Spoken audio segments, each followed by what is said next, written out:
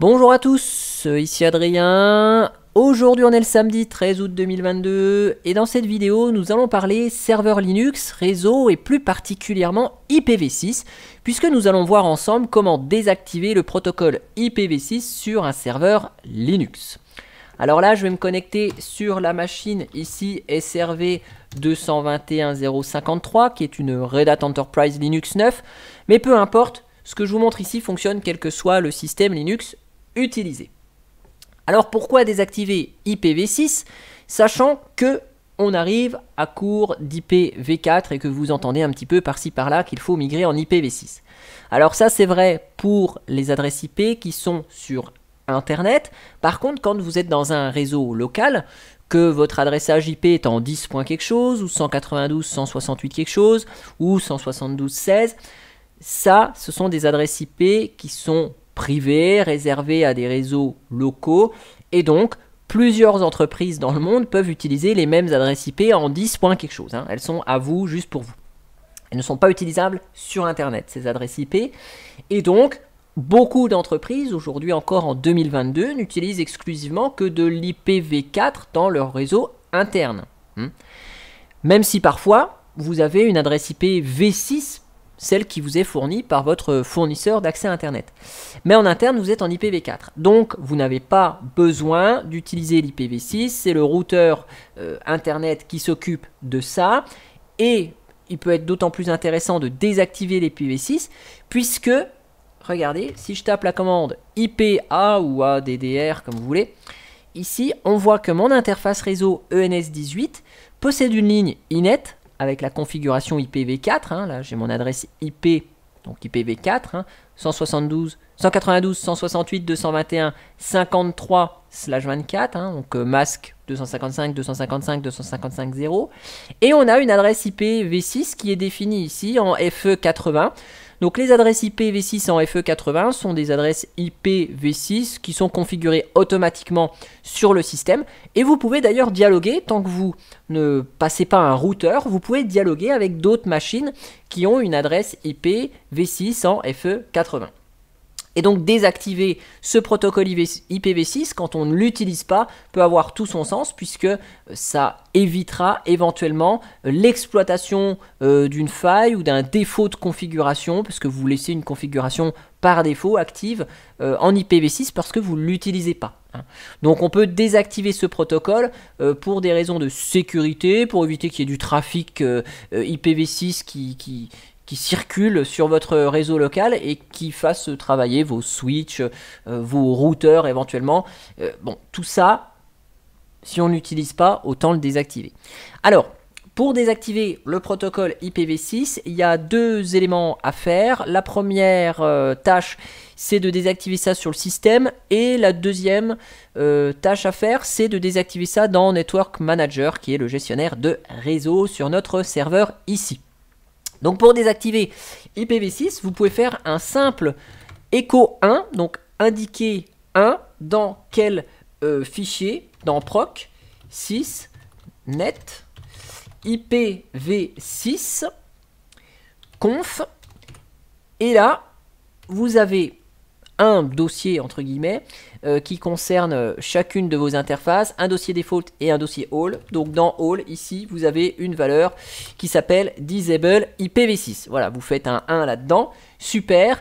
Vous faites la même chose avec default, ok, et vous avez désactivé l'IPv6.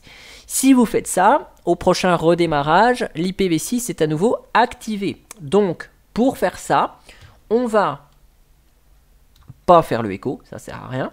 On va créer un fichier de configuration dans etc6ctl.d qu'on va appeler ce qu'on veut.conf. Donc là, on va lui donner un nom sympa du style disable IPv6. Alors là, je l'appelle AD parce que pour identifier que c'est Adrien D qui a créé ce fichier de conf si vous êtes plusieurs administrateurs. Ok. Et donc là, qu'est-ce qu'on va faire? Cette variable là, disable IPv6, donc vous savez, quand on fait des fichiers .conf dans sysctl, on n'a pas besoin de tout mettre, hein, on met juste ça, hop, voilà. Donc on va modifier la valeur net.ipv6.conf.default.disableIPv6 qu'on va définir à 1. Et on va faire la même chose avec donc all. Hein. Voilà. Donc là, si je vous fais un 4 de ça, hop, disable IPv6, la valeur vaut 0, effectivement, IPv6 est bien activé. Et donc, pour prendre en compte mon fichier de configuration, je tape la commande sysctl, ce qui m'évite de redémarrer, hein, -p, et mon fichier de config, donc etc sysctl.d disable IPv6, hop, donc là on a ça qui s'affiche, et si je vous relance le 4, là, vous voyez, ma valeur est bien passée à 1. Donc là, l'IPv6 est désactivé. Si je vous fais un IPA, là, vous voyez, la ligne inet6 a disparu. Ok. Donc là, vous avez désactivé IPv6 sur votre système. Après, si vous ne voulez désactiver l'IPv6 que au niveau de Network Manager, vous lancez l'utilitaire nmtui, qui est quand même beaucoup plus pratique que de lancer les commandes nmcli, et dans modifier une connexion, modifier ici, vous allez dans le champ, donc là vous avez configuration IPv6 qui est sur automatique, c'est pour ça qu'on a eu une adresse IP en FE80 tout à l'heure, mais là vous pouvez en plus basculer la configuration IPv6 sur désactiver, hein, voilà. Hop. Je vous mettrai dans le descriptif de la vidéo le lien vers l'article Linuxtrix que je vais rédiger juste après, qui vous donnera éventuellement la ligne de commande nmcli qui va bien pour mettre en désactivé la méthode IPv6. Voilà. Donc là, IPA, on n'a plus d'IPv6. Je reboot la machine. Hein, donc je vais attendre que la machine redémarre là. Et vous allez voir que mon paramétrage IPv6 désactivé a bien été mémorisé après le redémarrage du serveur. Hop. Donc je vais attendre que ça redémarre. Tchoc, on est opérationnel. Donc je me reconnecte dessus. Je nettoie un petit coup l'écran. IPA. Et donc là, voilà.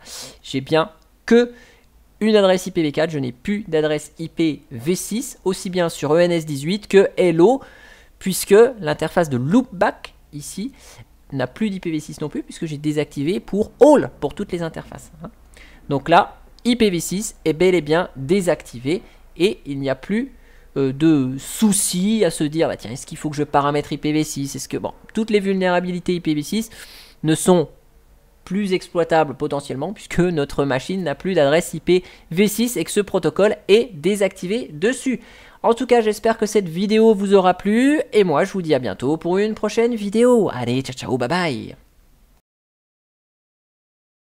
Nous allons parler serveur Linux, réseau, IPv6, et voir ensemble comment